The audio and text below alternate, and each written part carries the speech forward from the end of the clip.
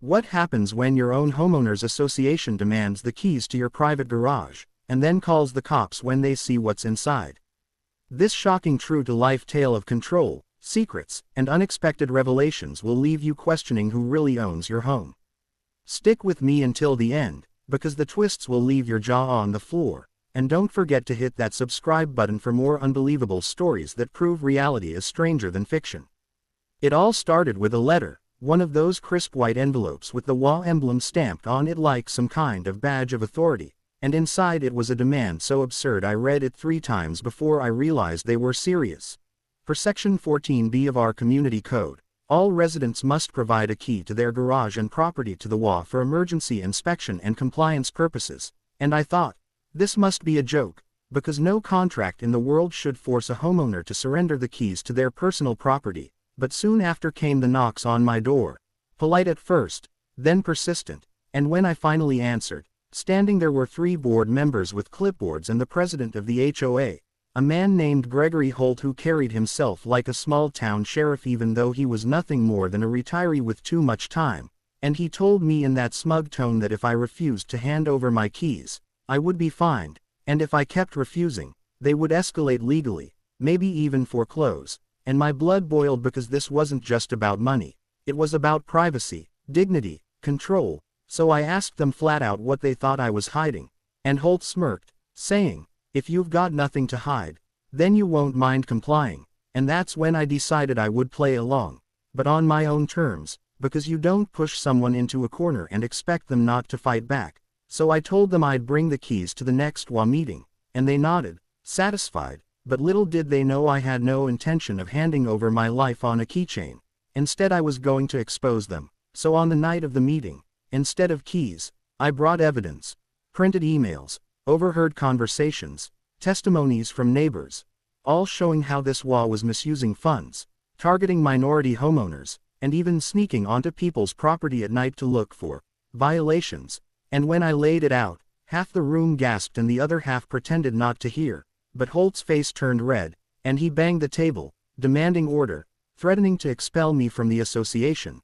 though that wasn't legally possible, and I thought maybe, just maybe, I'd scared them enough to back off, but I was wrong, because the very next morning, I woke up to find an official violation notice taped to my door, saying that I was non-compliant with garage key policy, and therefore subject to immediate fines of $500 per week, which was insane, so I decided to call their bluff. But things escalated faster than I could imagine, because 3 days later, while I was in the middle of working in my garage, I heard shouting outside, and when I opened the door, there they were again, Holt and 2 board members, this time with their phones out, recording, saying they had the right to inspect my garage now, and I laughed at the absurdity but also felt a flicker of unease, because I realized they weren't leaving until they got what they wanted, so I thought, fine, let's end this once and for all. And I opened the garage door wide, throwing it up like a curtain on a stage, and that's when everything went sideways, because the second they looked inside,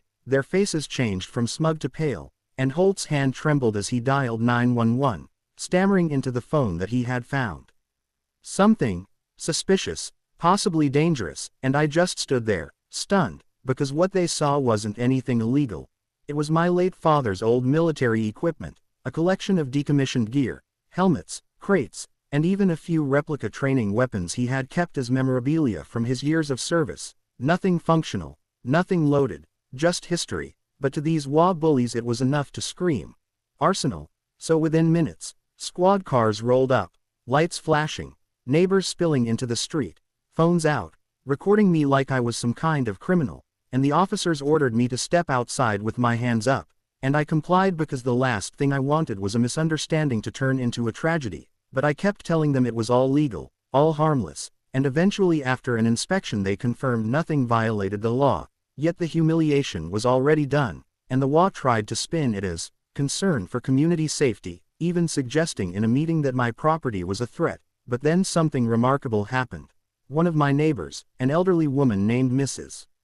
Chen, stood up and said she'd seen Holt sneaking around my yard at night with a flashlight, trying to peek into my garage. And another neighbor admitted they too had been harassed for trivial things like the color of their shutters or the height of their grass, and suddenly the room wasn't against me anymore, It was against them, and the more we spoke out, the more cracks in the HOA's armor appeared, like how Holt's son-in-law was the contractor getting all the HOA's landscaping deals, and how board members were reimbursing themselves for travel expenses that had nothing to do with the neighborhood, and within weeks, a group of us petitioned to hold a recall vote, and the pressure mounted until Holt finally resigned, muttering about ungrateful neighbors, but not before sending one last bitter letter accusing me of orchestrating his downfall. Though I didn't need to, he had done that himself by overreaching, by letting his hunger for control blind him. And when the dust settled, we rewrote the bylaws, stripping away invasive clauses like the garage key nonsense, making sure future boards could never abuse their power like that again. And as for me, I kept my father's collection proudly displayed, no longer hidden behind a garage door but openly shared with neighbors who wanted to learn about history. And every time I told the story of that night when the HOA called 911 over nothing, people laughed at the absurdity but also shook their heads at the danger of unchecked authority, and I always ended the story the same way. You can own a house, you can pay the mortgage, but if you let the wrong people run your neighborhood, you might never truly feel at home. So guard your keys. Not just the ones to your garage, but the ones to your freedom, because once you give them up, it's hard to ever get them back.